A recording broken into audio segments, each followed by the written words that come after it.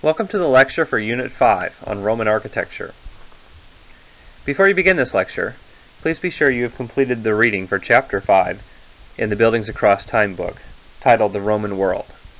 As always, these lectures are simply intended as a supplement to the information that you've already been introduced to in the required reading. When you're ready to start, advance to the next slide.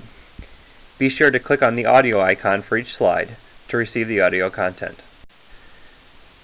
Looking back briefly to the previous chapter, Greek architecture can be described as sculptural masses set in balanced contrast within the landscape. The Greeks were interested in achieving perfection through idealized architectural sculptural forms. In contrast, Roman architecture is best illustrated by engineering masterpieces. The Romans were inherently pragmatic and realistic people. There were no great Roman philosophers as in Greek times. What the Romans produced in abundance was engineers and builders, who built architectural forms on a scale the Greeks could not have conceived of. Roman engineers built a network of roads connecting all parts of the empire. They also constructed great aqueducts that brought fresh water to cities. Water and sewer systems were nearly as good in Roman times as they are today. Roman engineers developed roads, bridges, and public baths with sophisticated systems of delivering heat through below-grade ductwork. So if we view the Greeks as humanists, then we look at the Romans as engineers. Another difference is that Greek architecture, such as the Parthenon shown here, is dominated by post and lintel construction.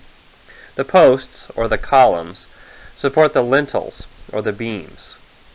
This type of architecture in stone has limitations. Stone is very weak in tension, and the lintel or the beams can only span so far. As a result, Greek architecture often features tightly spaced columns to deal with the limitations of the stone. To deal with the structural limitations of stone, Roman engineers relied heavily on the arch. The way an arch works is that all of the stones in an arch are in compression. Stone is very strong in compression, and so Roman engineers were able to build bridges, aqueducts, and structures on a large scale. The aqueduct in Segovia is a good example. This aqueduct has 128 pillars, over 20,000 blocks of granite, all joined without mortar or clamps.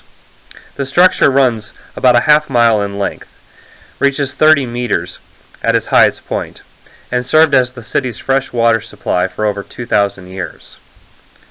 Thus, Roman engineers used arch construction to build structures on a scale that far exceeded Greek architecture. One of the most famous examples of Roman engineering is the Pont de Garde. The Pont de Garde is an aqueduct located in southern France. The purpose of an aqueduct is to carry water. In this case, the Pont de Garde carried water 31 miles from its source to the center of town. It's constructed out of limestone blocks, and it's really a pragmatic solution to the problem of delivering water. The tiers of the bridge allowed the Roman engineers to control the grade of the water channel. The protruding blocks that you see in the bridge became anchor points for the scaffolding which helped construct the bridge. The piers of the bridge are formed in a point to help break the force of the water and direct debris. The bridge also fits into a preordained plan. The location of the rocks in the existing river told the Roman engineers the best location to build the bridge. So it's a very practical solution. So if we look at it in terms of form, site, and meaning, its form, it's a three-tiered, arcaded aqueduct built out of stone. Its site, it's located in the early Roman Empire on the outskirts. And its meaning, it represents the authority of the empire. The Romans would conquer lands, tax their new citizens, but then provide those citizens with roads and other public works such as aqueducts. It also represents a very practical Roman worldview, that the bridge was determined by a preordained site. In other words, the Romans put the bridge in the most logical point for its construction. The images on this slide should give you a sense for the scale of the Pont de Garde. You can see that the scale of Roman construction far exceeds anything that we looked at in terms of Greek architecture. This slide also speaks to how the bridge was built. Essentially, to build an arch, you need to have centering, or a wooden framework. The wooden framework gets constructed first, and then the stones get stacked on top of the framework to form the arch. Once the arch is complete, the wooden centering can be removed, and the stones support themselves.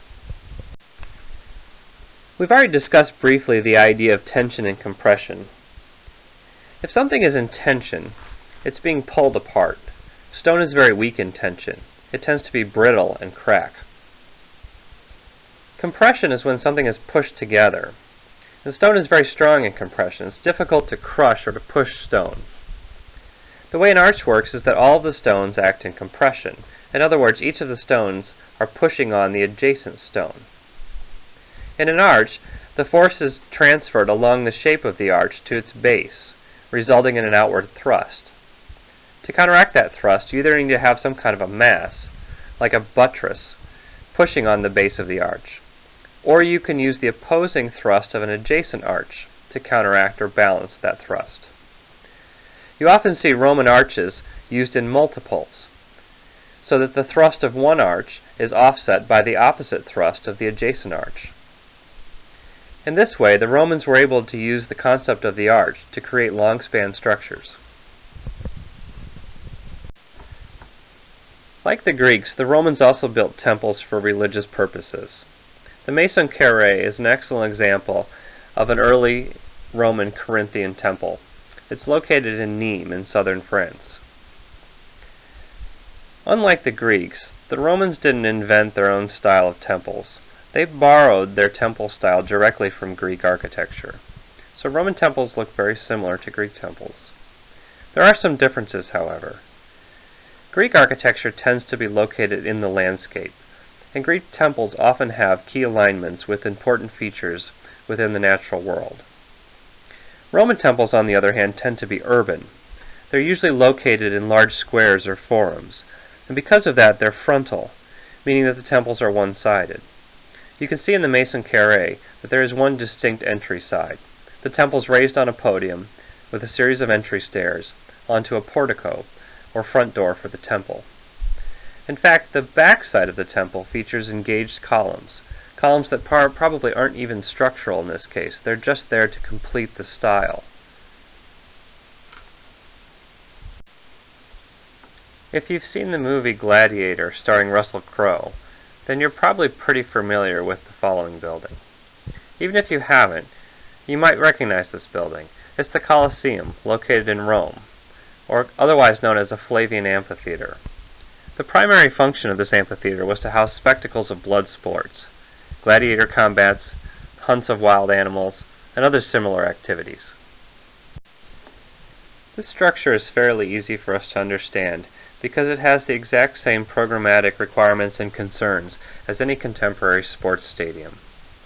It's estimated that the Colosseum held between 60 and 80,000 spectators for gladiator events. If you compare that, for example, to Soldier Field in Chicago, Soldier Field holds just over 60,000 spectators. A contemporary sports stadium has two primary concerns, view and movement. Spectators need to be able to see the playing field, and movement both in and out of the stadium before and after events is critical. In this way, the Colosseum had all of the same concerns, view and movement. We can essentially look at this as a 2,000-year-old prototype for any contemporary modern-day sports stadium. The Colosseum is an elliptical amphitheater constructed out of stone, concrete, and masonry. It features tiered seating supported by vaulted substructures. Concrete was used for the foundations. Travertine was primarily used for the piers and the arcades. Brick-faced concrete was used for the upper levels and most of the vaults.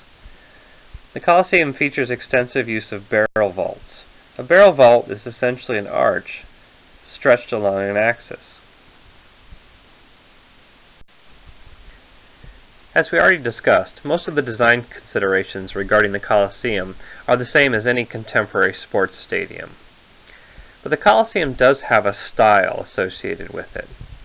The Romans took the Greek column styles and applied them to the facade. The lower tier features a Doric column. The second tier features an Ionic column. The third tier is a Corinthian column, and the upper tier is a Corinthian pilaster. These Greek styles are applied to the building. They're not structural in their function. They're simply applied for aesthetic reasons. So this is an excellent example of Roman pragmatic engineering that borrows stylistically from the Greeks. Another aspect that separated Roman architecture from that of the Greeks was the Romans' ability to enclose space on a grand scale. The building that best represents this phenomenon is that of the Pantheon in Rome, built by Hadrian around 125. The Pantheon was a temple to all gods. It features a Greek pedimented portico at its front. From the outside, it appears rather plain. It's a temple set back at the rear of a large public space or forum. It's the interior, however, that makes the Pantheon truly awesome. The Pantheon is a domed building. The dome of the Pantheon measures 142 feet in diameter. The height of the volume is equal to the diameter. In other words, you could inscribe a perfect sphere in the space.